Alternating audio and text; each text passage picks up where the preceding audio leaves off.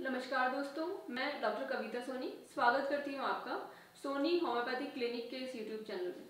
आज हम बात करेंगे कि आप कैसे पता करें कि आपके हार्ट में ब्लॉकेज है या नहीं, या कितना है और ये कितना खतरनाक हो सकता है या खतरनाक नहीं है, इसमें चिंता करने की ज़रूरत है या नहीं है। इस बारे में हम आज बात करेंगे। सिद्धार्थ शुक्ला की 41 ईयर्स की एज में हार्ट अटैक से डेथ हुई। उनके जैसे फिट एंड फाइन एक्टर की जब इतनी छोटी उम्र में हार्ट अटैक से डेथ हो सकती है तो लोगों में एक डर का माहौल बनता है कि अगर इनके साथ में ऐसा हो सकता है तो किसी के साथ में भी हो सकता है। ऐसी सिचुएशन में हॉस्पिटल्स और एलोपैथिक डॉक्टर्स सामने आते हैं और लोगों को एजुकेट करने की कोशिश करते हैं। बेसिकली वो एक एजुकेशन कम दे रहे हैं, एक जानकारी कम दे रहे हैं और डर का माहौल ज़्यादा क्रिएट हो रहा है कि ब्लॉकेज हो गया है तो स्टेंट डलवा लो और ऑपरेट करवा लो। तो हम आज बात करेंगे कि ब्लॉकेज है या नहीं है, और है तो क्या वो हार्मफुल है, क्या वो खतरनाक है या नहीं है। क्योंकि कई बार ब्लॉकेज होने की कंडीशंस में भी हार्ट में collateral arteries means bypass arteries खुद ही बन जाती हैं जो कि बाईपास करके ब्लड पहुंचाने लगती हैं। तो उस कंडीशन में ब्लॉकेज खतरनाक नहीं होता है। हार्ट में अगर ब्लॉकेज है तो वो सीवियर है या नहीं, ये इस बात पर डिपेंड करता है कि ब्लॉकेज कहाँ पर है। उसकी सीवियरिटी उसकी लोकेशन पे बहुत ज़्यादा डिपेंड करती है। हार्ट के अंदर 3 खुद की आर्टरीज होती है जो कि हार्ट को ऑक्सीजन और ब्लड अवेलेबल करवाती हैं, क्योंकि हार्ट भी एक मसल है, उसे भी काम करने के लिए ऑक्सीजन और न्यूट्रिएंट्स की ज़रूरत होती है। तो हार्ट की आर्टरीज होती है RCA, LCA और LAD means right coronary artery, left coronary artery और लेफ्ट एंटीरियर डिसेंडिंग आर्टरी। इनमें ब्लॉकेज की पोजीशन के हिसाब से ब्लॉकेज की सीवियरिटी तय होती है। अगर हार्ट का पेशेंट हॉस्पिटल में जाता है तो उसे वहाँ पे गलत खाना दिया जाता है, मीन्स नॉनवेज दिया जाता है, एग दिए जाते हैं, मिल्क दिया जाता है, पनीर दिया जाता है, क्योंकि हॉस्पिटल्स को शायद पता ही नहीं होता है कि पेशेंट को क्या खाना देना है। उन्हें सिर्फ ये पता होता है कि स्टेंट डालना है और पेशेंट को ऑपरेट करना है। अगर कोई पेशेंट को ब्लॉकेज है तो आप उसको मिल्क ऑफर कर रहे हैं, उसको आप पनीर ऑफर कर रहे हैं, नॉन वेज ऑफर कर रहे हैं, मीन्स आप उसे खाना ही गलत दे रहे हैं। अगर आप सही खान पान करें, अच्छी आदतें रखें, आपकी लाइफस्टाइल ठीक हो तो जो ब्लॉकेज हो चुके हैं वो भी ठीक हो जाते हैं, हार्ट में कोलेटरल्स बन जाते हैं। आपको अपने फ्रूट्स एंड वेजिटेबल्स अच्छी मात्रा में लेने हैं जिससे कि आपका हार्ट हेल्दी रहे और ब्लॉकेज अगर है तो वो भी डिजॉल्व हो जाए। अगर आप नॉनवेज खा रहे हैं, एग ले रहे हैं, तो ब्लॉकेज कैसे ठीक होगा? अगर आपको ब्लॉकेज है तो उसका कारण क्या होगा? रिफाइंड फूड, दूसरा है कोलेस्ट्रॉल, तीसरा है एनिमल प्रोटीन और चौथा है सिगरेट स्मोकिंग, लिकर। इसके अलावा और क्या ही कारण हो सकता है? तो अगर आप अल्कोहल बंद कर सकते हैं, अगर आप सिगरेट अपनी बंद कर सकते हैं, अगर आप रिफाइंड फूड, जंक फूड नहीं ले रहे हैं, अगर आप कोलेस्ट्रॉल बढ़ाने वाले फूड आइटम्स नहीं ले रहे हैं, अगर आप ट्राइग्लिसराइड्स बढ़ाने वाले फूड आइटम्स नहीं ले रहे हैं, तो अगर आपको ब्लॉकेज है भी तो फिर वो सही ही हो जाएगा। इसके लिए आपको अपने फूड आइटम्स पर पूरी निगाह रखनी होगी कि आप एक्चुअली में क्या खा रहे हैं। अगर आपका कोलेस्ट्रॉल बढ़ा हुआ है, अगर आपका ट्राइग्लिसराइड्स बढ़ा हुआ है, अगर आप स्मोकिंग करते हैं, अगर आप अल्कोहल लेते हैं, अगर आप बहुत ज़्यादा स्ट्रेस में रहते हैं, बहुत ज़्यादा अगर आप टेंशन में रहते हैं, तो आपको हार्ट का पेशेंट होना ही होना है। तो इसके लिए क्या गवर्नमेंट जिम्मेदार है कि गवर्नमेंट आपको बता नहीं रही है कि आपको क्या खाना चाहिए, या फिर इसके लिए वो बड़े बड़े हॉस्पिटल्स और डॉक्टर्स जिम्मेदार हैं जो कि आपको सही तरीके से एजुकेट नहीं कर रहे हैं, आपको बता नहीं रहे हैं कि आपको कैसी लाइफस्टाइल फॉलो करनी चाहिए और क्या खाना पीना करना चाहिए?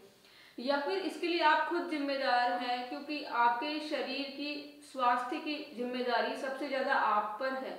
ये आपकी प्रॉपर्टी है, आपका बॉडी आपकी जिम्मेदारी है। तो क्या खाना है, कितना खाना है, कैसे खाना है और क्या नहीं खाना है, ये चीज़ आपको पता होनी चाहिए। और अगर आपको नहीं पता है तो आपको पता करनी चाहिए। क्या वो लोग जिम्मेदार हैं जो कि ये पता होते हुए भी कि नॉनवेज में कोलेस्ट्रॉल होता है, नॉनवेज खाते हैं? क्या वो लोग जिम्मेदार हैं जो ये पता होते हुए भी कि दूध में कोलेस्ट्रॉल होता है, दूध पीते हैं? या वो लोग जो कि पान मसाला, गुटखा, तंबाकू बेचते हैं, ये जानते हुए भी कि इनसे कैंसर और हार्ट की इतनी प्रॉब्लम्स होती हैं? ये बिजनेसमैन ये तो अपना सामान बेचने के लिए एडवर्टाइजमेंट भी करेंगे, एक्ट्रेसेस और एक्टर्स इसके इनके एड्स में काम भी करेंगे, लेकिन आप लोगों को समझना है कि आप क्या चीज़ खा रहे हैं। अगर आप पान मसाला खा रहे हैं तो इसके लिए क्या सरकार जिम्मेदार है, या वो बिजनेसमैन जिम्मेदार हैं जो कि इसको बेच रहे हैं, या फिर आप जिम्मेदार हैं जो इसको खरीद रहे हैं और बिना सोचे समझे इसको खा रहे हैं।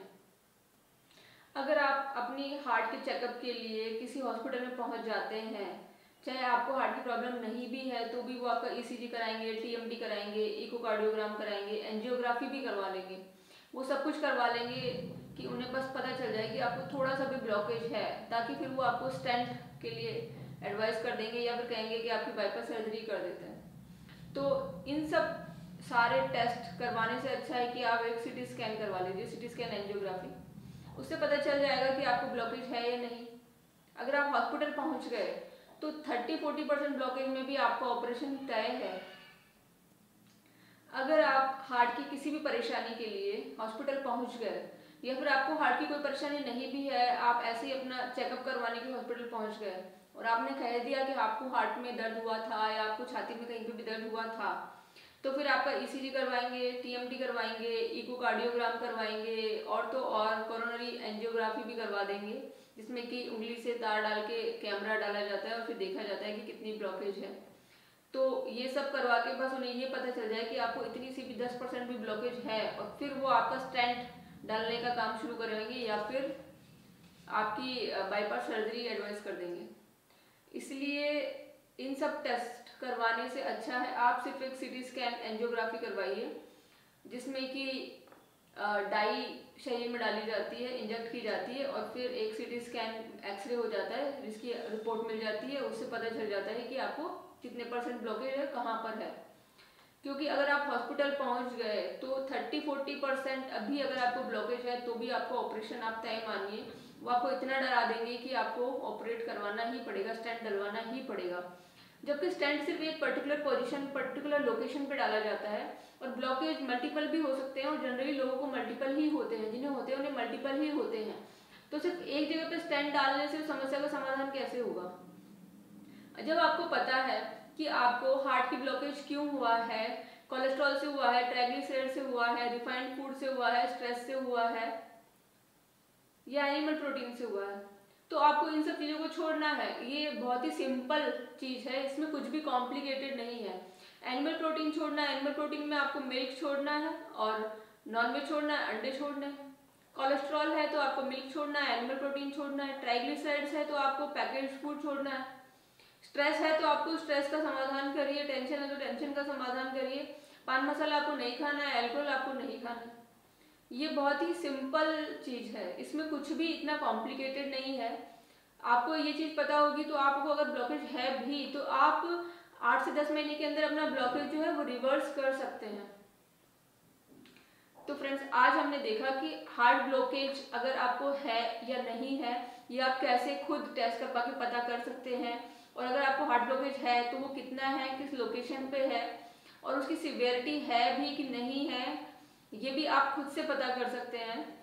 तो अगर आपको वीडियो अच्छा लगा तो आप प्लीज़ वीडियो को शेयर करिए, वीडियो को आप लाइक करिए। आप मेरे चैनल पे हेल्थ से रिलेटेड और वीडियोस भी देख सकते हैं। आप बेल आइकन भी हिट करिए जिससे कि आपको आगे आने वाले वीडियोस की नोटिफिकेशंस मिलते रहेंगे। हम आगे और हेल्थ के बारे में बात करेंगे। नमस्कार।